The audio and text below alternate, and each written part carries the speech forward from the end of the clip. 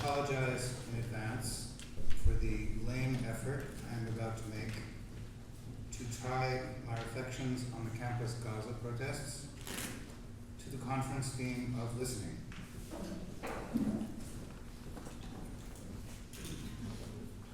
I imagine we still have those protests on our minds, in spite of the ceasefire. We should. I imagine that we want this conference at least to acknowledge the protests somehow as a significant historical event, maybe a kind of avant-garde, wherever they do or don't lead. I also imagine that I may have been tricked into this listening detour by having myself been through 2 hearings. Listening, hearing, get that? The second of them last month, hearings resulting from charges about my supposed misconduct during the April encampments at Columbia. As you might predict, I have much to say about those charges and the procedure that facilitated them, and about how I feel about being listened to by my interrogators, by the students who filed the charges based in part on what they heard or thought they heard in class. I am going to save all that for later if anyone is interested. At Columbia, since the encampments, listening has come up in various ways as an activity whose positive moral and political value cannot be taken for granted. It came up again recently apropos of, quote, non-consensual recordings of a student testifying in defense of the protesters before the faculty senate.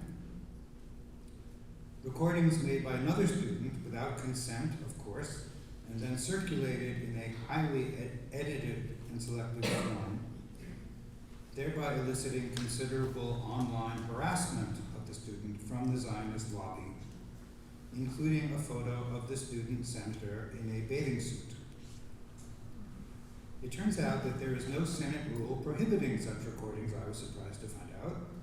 So I mention this not as a violation of the rules, but only because it says something about who is listening and what their standards of civility are and aren't.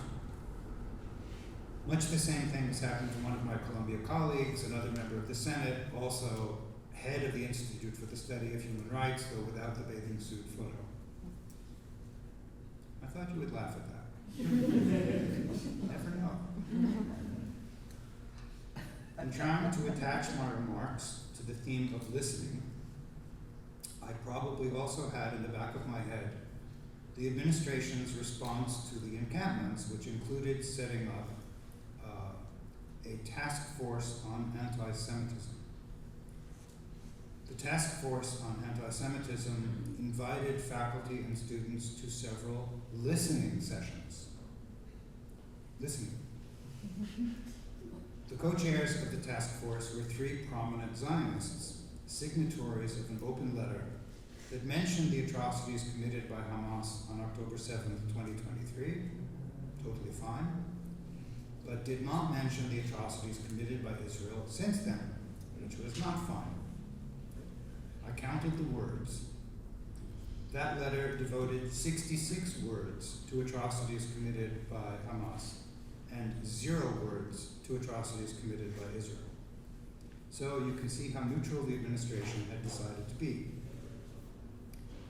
Unsurprisingly, the task force did not define the anti-Semitism it was supposedly tasked with investigating, but instead announced that its purpose was listening. Listening to what? In response to the invitation to a listening session, my colleague James Seamus emailed the co-chairs, saying that regrettably he would be unable to attend the listening session. He's the founder of Focus Features and is often here in LA making movies.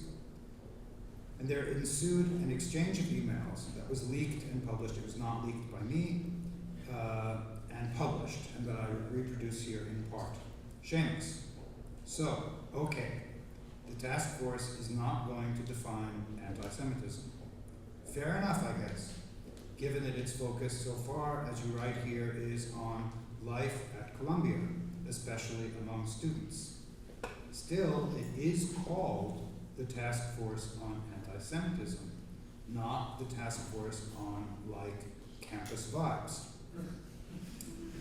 And it was announced, I'm still quoting, as super urgent because of an alarming increase in anti-Semitism, which we're all supposed to acknowledge as a given, even if we can't point to any even provisional definition of anti-Semitism that would enable us to know what incidents might be used to account for this rise. There was a response. It was an evasive response. You can judge how far from satisfying a response was from how Seamus answered. Seamus again, I guess it's kind of cool that you are now asking to continue to engage in an hour of listening, informed by past spirited civil disagreement. I mean, I personally have a hard time gathering a group of people I thought were possible or probable anti-Semites for a civil conversation, no matter how spirited. And I know you're not accusing anyone on this thread of anti-Semitism, but I mean, well, you get my point. On one side, there's the task force, while on the other side, there's the people who may or may not be anti-Semites, depending on how you define anti-Semitism, or in the present case, on how you just kind of maybe, not really, kind of don't define it, but kind of, yeah, work with it, if you know what I mean. I think it's fair to say that the task force on anti-Semitism was listening but not hearing. Not hearing those of us who needed to know what they were listening for. That was also my impression of the Columbia administration in general when, for example, I joined a small group of Jewish faculty who met with the provost. We wanted to make it clear that a lot of Jews on campus were not happy that the administration was siding so blatantly with the supporters of Israeli violence in Gaza and with their equation of criticism of that violence with anti-Semitism. We wanted to make it clear that we felt excluded as Jews critical of Israel from what the administration had decided was Jewish. What came out of that meeting months before the election was a sense that the administration was afraid of how Title VI of the Civil Rights Law was being mobilized against them. That is, the charge that they were not doing enough to protect the campus against a tidal wave of anti-Semitism. So I put my cards on the table, tidal wave of anti-Semitism, not there. But the administration's fear of Title VI seems quite well-founded. The simple truth is that the Israel lobby has got hold of a legal instrument meant for the protection of people of color and has mobilized it to attack protesters against American-sponsored Israeli violence. I'll cut some of this. We've entered into the era of a new McCarthyism, with critics of Israel assigned the role of communists. In this new McCarthyism, as in the first McCarthyism, the key players are not the right-wing fanatics, in our case, including the supporters of Netanyahu's campaign of killing. The key players are the decent people, the good liberals who might agree that the mission of the university is the production of knowledge, not the killing of children, but who, as under McCarthy, have their reasons for not standing up to the wielders of political power. Reasons like fiduciary responsibility, offered, some of you will know this, by the Executive Council of the Modern Language Association as an excuse for not allowing debate on the proposal for BDS, not allowing free speech. Just as so many university administrations have not allowed student free speech on Palestine. These decent people will often tell us that they are trying their best to protect us. Most likely, they will present themselves as reasonable people, beset on both sides by extremists, and merely trying to keep the peace on campus under trying circumstances. That premise creates a moral equality between critics of the killing and supporters of the killing. Some of these people think of themselves as our friends. It may be too early to name names, but be assured, or so I assure myself, the time for the naming of names will come. So I have been talking to you, I hope this is not a terrible rhetorical mistake. I've been talking to you in a tone that I recognize, a tone of righteous outrage. that assumes we feel much the same thing here. And woe betide you if you do not feel the same thing that I am feeling. I must admit that I enjoy thinking I occupy a space where such a tone will not sound self-indulgent. Rhetorical mistake, a radical misjudgment of the audience.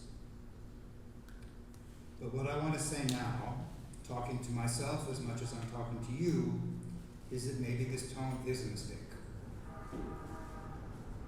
In 1969, a year after the student protests at Columbia, well known, protests against Columbia's involvement in the Vietnam War, as well as its bad behavior as a landlord in Harlem, the sociologist Emanuel Wallerstein wrote a book about the protests called University in Turmoil. When the protests broke out in April 1968, Wallerstein had been teaching for a decade in Columbia University's Department of Sociology. He had received tenure on the strength of 3 books about the politics of a newly independent Africa. His own politics could be described in the lexicon of the day as third worldist.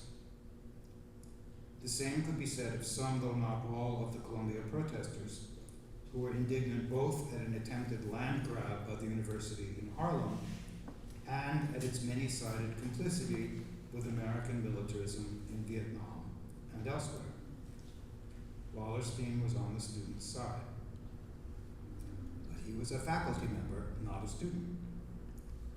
It must have felt awkward to be an academic when students were the ones making the decisions and taking the risks, but when the university as an institution also seemed to be at risk. Like Edward Said, his colleague in the Department of English and Comparative Literature, who was to expand radically what could be said about Palestine, Wallerstein held publicly unpopular views and clearly treasured the protection that the university provided for those unpopular views. In April 1968, Said was away on leave, but according to Timothy Brennan's recent biography, he was ambivalent about the disruption in university life. Reflecting on, quote, the dramatic events that broke out on April 23, 1968, and that have not ended as of this writing, Wallerstein's University in Turmoil generalizes about the university as a site and an agent of political change. The book's language will probably strike today's reader, at any rate it struck me, as dispassionate, indeed colorless to the point of anemia. The preface calls the book the fruit of an intensely personal experience, but the personal and the intensity have been scrubbed away, at least from the prose. Instead of the activist's inflammatory rage, Wallerstein opts for neutral-sounding abstractions and a calm sociological detachment. He does not permit himself to mention, for example, the victims of Operation Rolling Thunder. You people are too young to remember this. I'm not. 1965 to 1968. That was a bombing campaign against North Vietnam, which by itself probably killed as many Vietnamese civilians as the total number of American casualties in the war. It's as if Wallerstein is trying not to sound like the protesters, even when he's in wholehearted agreement with them. With Gaza's mass graves silently screaming in our ears, readers will probably wonder whether Wallerstein's reluctance to make any noise about death in Vietnam was too well-mannered, and thus also whether it's a model to be avoided now. Some will no doubt suspect Wallerstein of sacrificing his political commitments on the altar of academic autonomy. He could reply that the choice, as he sees it, is not so simple. Is his employer working hand in glove with the war machine? Yes, it is. Is he himself nevertheless loyal to the university as an idea and an ideal? Yes, he is. It's in the name of an ideally denationalized universality that he asserts the right to scrutinize and perhaps reject the university's collaborations with the government. Such scrutiny is entirely fitting and proper, he suggests, for an academic citizen. The university, properly conceived, is a political institution, a place of both intellectual and social conflict. Conflict is what he's engaging in. You may think it impossible to remain civil while arguing that your colleagues, under cover of intellectual autonomy, are defending a murderous status quo. If so, watch and learn. That's the moral of his performance. Maybe he's right. The university, he says, in the relatively prosperous global north, is not a revolutionary organization and cannot be made into a revolutionary organization. It can be expected to defend its privileged place in the world capitalist system. Should that be a surprise? This means we who might like it to be more revolutionary will have to content ourselves with winning over colleagues who do not want it to be revolutionary, who will not be our allies in any fundamental sense, but who are still somewhat movable. Movable, for example, on matters of academic freedom, faculty governance, and at Columbia on the issue of getting rid of hired private security, apparently Pinkertons, and reopening Columbia's gates. I hesitate to say it, but to me this means forcing myself to listen to people who, incomprehensibly to me, do not share my absolute outrage at the mass killing of non-combatants in Gaza, who don't want to hear the word genocide, who are not willing to sign on to resolutions against scholasticide or in favor of BDS, who are too worried about their professional autonomy to feel comfortable seeing themselves as political beings, who do not think the university should speak out in one voice on any issue, whether Gaza or, as once upon a time, apartheid, who want to maintain, so far as possible, order and civility on campus, whatever this means for disruptive speech on those larger issues on which history will judge us and will judge our institutions. I'm not quite ready to listen to these people, but I'm working on it. Thank you.